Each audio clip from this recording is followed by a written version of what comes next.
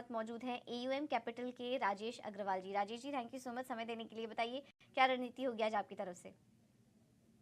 देखिए, रणनीति की बात की जाए तो मैं समझता हूँ कि मार्केट में ये मिड कैप में थोड़ा बहुत हल्का-फुल्का करेक्शन 898 करोड़ हुआ करता था FY20 में, जो इस साल के फर्स्ट हाफ तक सिर्फ 409 करोड़ रुपए रह गया। तो डेट इतने बड़ा रिडक्शन हो गया।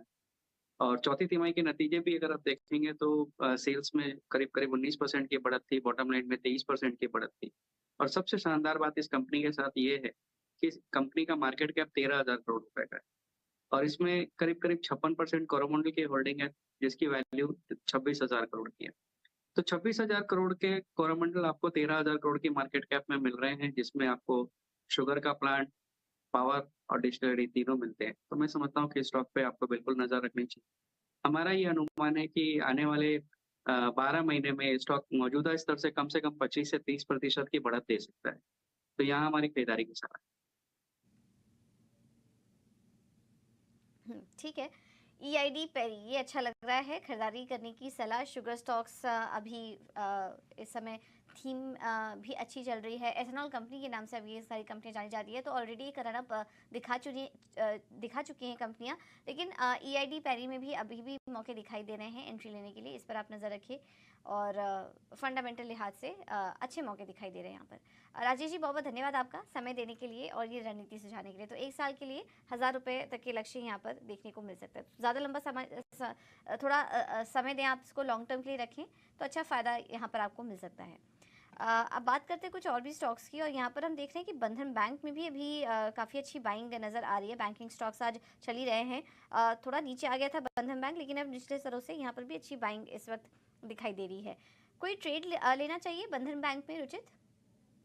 एक मूव पॉसिबल है स्टॉक में, क्योंकि पिछले 4-5 ट्रेडिंग सेशंस है जो कंसोलिडेशन स्टॉक में हुआ है, उसमें स्टॉक ने अपने 20 डीएमए सपोर्ट को होल्ड रखा है, जो 194 के आसपास प्लेस है। और आज क्योंकि पूरा प्राइवेट सेक्टर बैंक्स में एक अच्छा मूव है, तो पॉसिबल है कि स्टॉक में तो एक slow and gradual up move हम स्टॉक में देखने मिल सकता है इसमें, जिसमें 209 तक के आसपास का मूव आ सकता है। सो अगर सिर्फ ट्रेडिंग के पर्सपेक्टिव से देख रहे हैं, बाकी मिड टर्म के लिए देख रहे हैं, तो आई थिंक दूसरे काफी आउट परफॉर्मेंस रह सकते हैं। बट सिर्फ अगर ट्रेडिंग के पर्सपेक्टिव से देख रहे हैं, तो ये 194 के स्टॉप लॉस से स्टॉक में खरीदारी की जा सकती है 208 से 209 के टारगेट रेंज के लिए।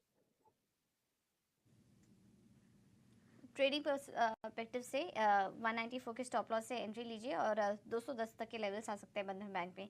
ये है नज़रिया इस वक्त। एक बार रुचित, ओरेकल फाइनेंशियल सर्विसेज भी देखिए, यहाँ पर भी अच्छी तेज़ी आ रही है। स्टॉक धीरे धीरे करके ऊपर आ गया और 2.5% से ज़्यादा की तेज़ी ओरेकल फाइनेंशियल सर्विसेज में इस वक्त देखने को मिल रही है। क्या नज़रिया बन रहा है आपका? ऑलरेडी इसमें काफ़ी शानदार तेज़ी देखने को मिली, लेकिन आज के दिन हम देखें तो स्टॉक अपने ऑल टाइम हाई के पास कारोबार कर रहा है। इन स्तरों पर क्या करें ओएफएसएस में?